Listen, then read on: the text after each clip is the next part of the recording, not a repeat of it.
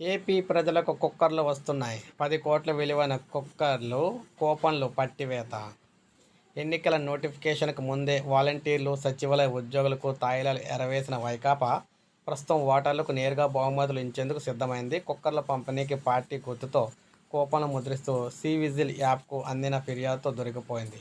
Vijayawada central నియోజకవర్గం అజిత్ సింగ్ నగర్లోని lucky quality ఇక్కడ ప్రింటర్స్లో పెద్ద మొత్తంలో కుక్కర్లు ప్యాకింగ్ చేసి ఉన్నాయని మధ్యాహ్నం సి-విజిల్ యాప్లో ఫిర్యాదు వచ్చింది.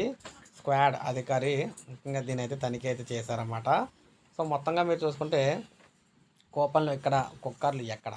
పోలీసులు తనిఖీ చేయగా మొత్తం 1,26,000 కూపన్లు అయితే దొరికాయి. కుక్కర్లు దొరక్కపోవడంతో వాటిని రహస్య ప్రదేశంలో దాచారా లేక దుకాణాలు గోదాములో నిల్వ చేశారా అన్న కోణంలో పోలీసులు ప్రశ్నిస్తూ ఉన్నారు.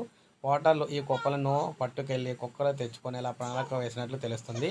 ఇటీవల వాలంటీర్లకు వైకాపా నాయకులు ఒక్కొక్కటికి 800 విలువ చేసే కుక్కలు పంచారు.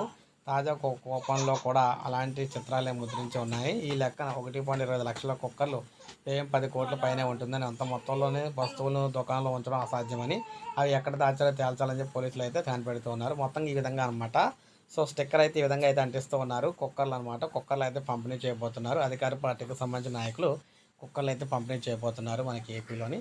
సో ఇది మనకి లేటెస్ట్ అప్డేట్. ఒక లైక్ చేయండి, సబ్స్క్రైబ్ చేసుకోవాలి. మన ఛానల్ సబ్స్క్రైబ్ చేసుకోండి.